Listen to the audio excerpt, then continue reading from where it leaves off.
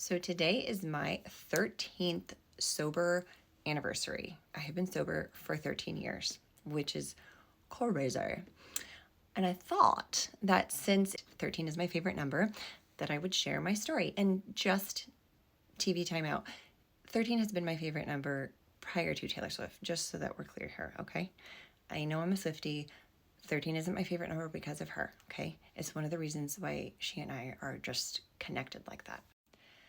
I started drinking when I was in high school. Ooh, I did, but it was really common in my hometown. I'm from a small city in the Midwest, and a lot of us did. Most of us did. It was a thing. So that's when I started drinking. Went off to college. My college experience was pretty much like what you've seen in the movies for college experiences. That's what my experience was.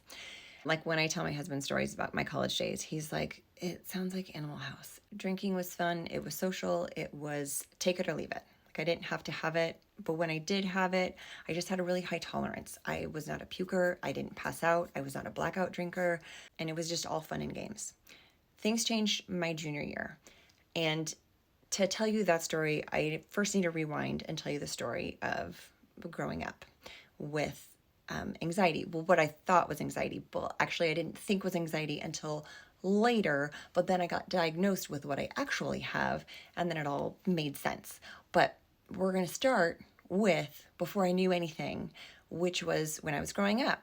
So I would go to bed at night and I would have the breathing problem. I would just lay down in bed and it just felt like I couldn't breathe. It just felt like, why do I have to concentrate so hard to breathe? This is supposed to be something our body does, but why do I feel like I have to sit here and make myself do it?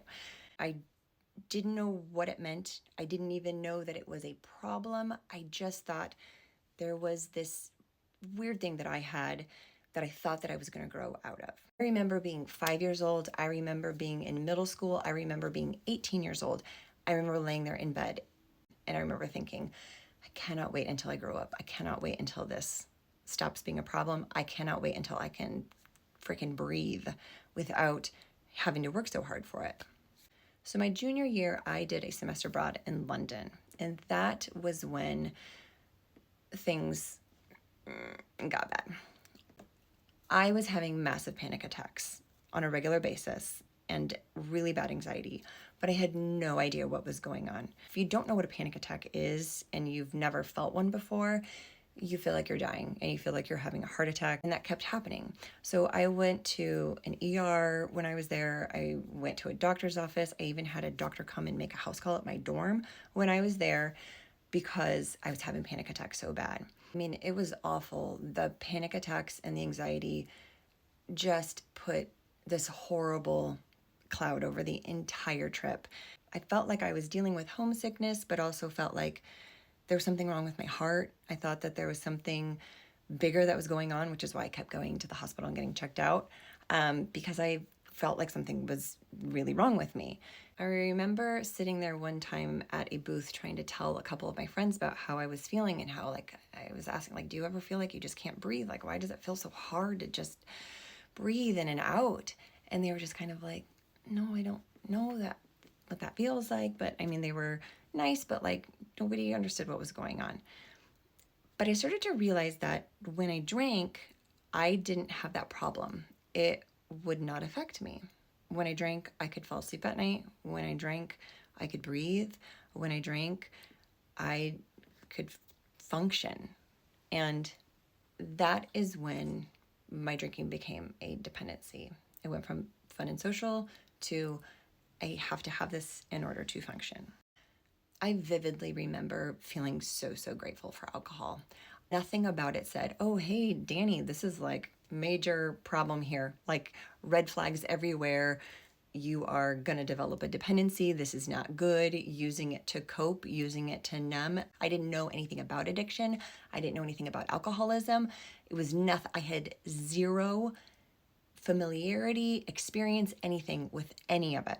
So nothing seemed like a red flag to me. It just felt like I had found frickin' medicine and it was helping me survive. That's how I felt.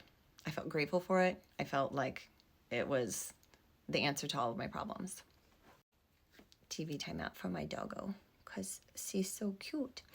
So after London, after coming back from London, I was officially hooked. And from that point until when I stopped when I was 31 years old, I, honest to God, there are not many nights that I can count where I did not have alcohol in my system.